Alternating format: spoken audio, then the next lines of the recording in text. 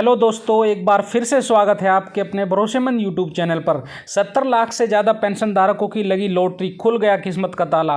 Pension में 15% की bumper बढ़ोतरी का मिला बड़ा तोहफा। लाखों पेंशन धारकों की खुशी का ठिकाना नहीं। न्यूनतम पेंशन में दुगनी बढ़ोतरी को लेकर लंबे समय से कोर्ट में चल रहा था मामला। बड़े इंतजार के बाद आखिरकार पेंशन बढ़ोतरी का रास्ता हो गया साफ। कर्मचारी संगठन में पेंशनभोगी मंच के लगातार दबाव के चलते और आगामी लोकसभा चुनाव को देखते हुए केंद्र सरकार का चौंकाने वाला फैसला। 4 साल के बड़े अरसे के बाद आखिरकार 18 माह बकाया भुगतान की मांग को लेकर केंद्र सरकार का बड़ा ऐलान। सुप्रीम कोर्ट का फैसला, एरियर भुगतान ब्याज सहित। इसी के साथ फैमिली पेंशन में बदलाव को लेकर जबरदस्त अपडेट। फिक्स मेडिकल अलाउंस को लेकर पेंशनधारकों की हो गई मौज। फिटमेंट फैक्टर 3.68% करने की चल रही थी मांग पर जोरदार खुशखबरी। न्यूनतम वेतन बढ़ोतरी से कर्मचारी पेंशनों की हो गई मौज। डीए यानी महंगाई भत्ते में बढ़ोतरी के साथ मिली डबल खुशखबरी। कर्मचारी पेंशन खुशी से झूमे।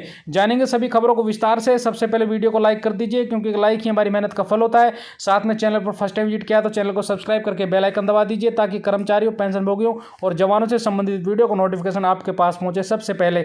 तो चलिए जानते हैं खबरों को विस्तार से बिना किसी देरी के। सबसे पहले बड़ी खबर की बात करते हैं। पेंशन प्राप्त करने की पात्रता के लिए न्यूनतम सेवा अवधि 10 वर्ष की है। केंद्र सरकार का कोई भी कर्मचारी जो पेंशन नियमावली के अनुसार सेवानिवृत्त होता है, वह न्यूनतम 10 वर्ष की आरक्षित सेवा पूर्ण करने पर अधिवर्षीयता पेंशन प्राप्त करने का हकदार होता है।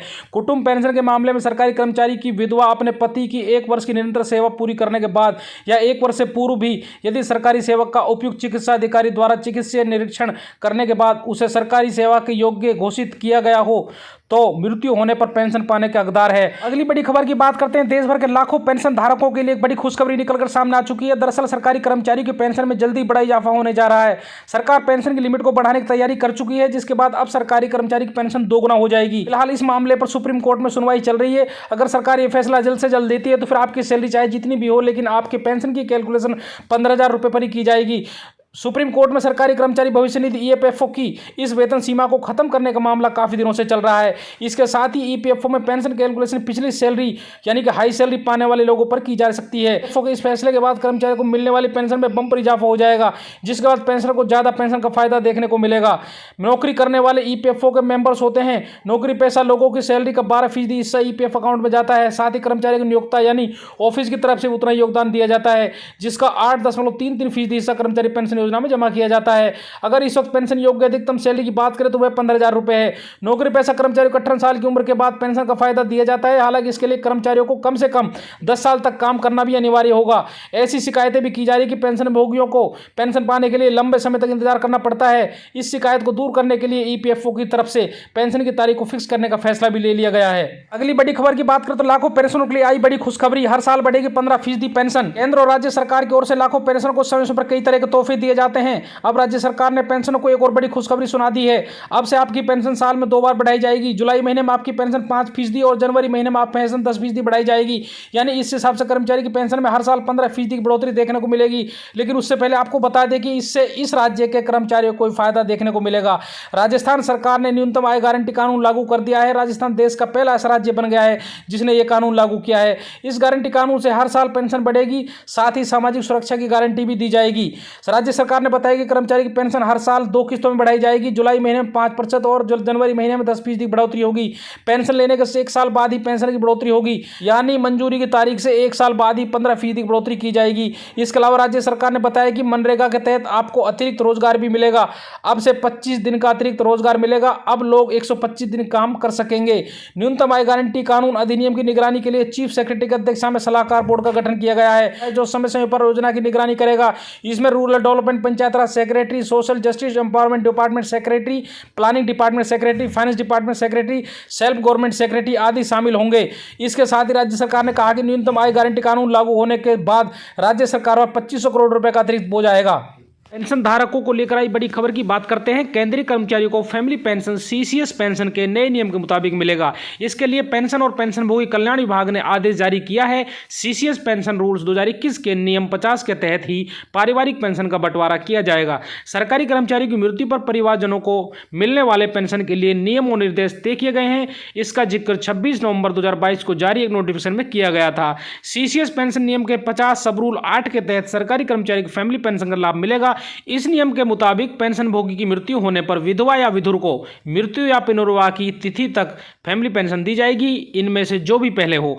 मृत सरकारी कर्मचारी या पेंशनभोगी को ऐसे मामले जिनमें एक से अधिक विधवाओं से बच्चे हैं तो उनको समान शेयरों में फैमिली पेंशन का भुगतान किया जाएगा। अगर विधवा सिर्फ एक है तो फैमिली पेंशन का पूर्ण रूप से उसको मिलेगा। विभाग के मुताबिक किसी विधवा का मृत्यु या अपात्रता होने पर उसके फैमिली पेंशन का हिस्सा उसके बच्चों या बच्चों को दिया जाएगा जो नियमों को पूरा करते हैं। अगर विधवा का कोई बच्चा नहीं है तो फैमिली पेंशन का हिस्सा लैप्स नहीं होगा बल्कि दूसरी विधवाओं को समान हिस्सों में बांट दिया जाएगा। देश भर के करोड़ों पेंशन धारकों के लिए एक और बड़ी खुशखबरी आ चुकी है। अक्सर देखा गया है कि पेंशनभोगी अभाव में जीते हैं क्योंकि उनकी पेंशन काफी कम होती है। ऐसे में वो अपना गुजारा नहीं कर पाते हैं। उसी को देखते हुए संसदीय समिति ने सिफारिश दिया था कि पेंशन में 65 साल से ही एडिशनल पेंशन का फायदा दिया जाए।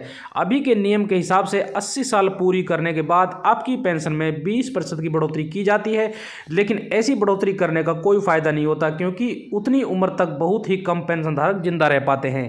पेंशनधारकों की कठिनाई को देखते हुए संसदीय समिति ने एडिशनल पेंशन को लेकर केंद्र सरकार को 2 प्रस्ताव दिए थे। पहला प्रस्ताव यह था कि हर साल पेंशन में 1% की बढ़ोतरी की जाए।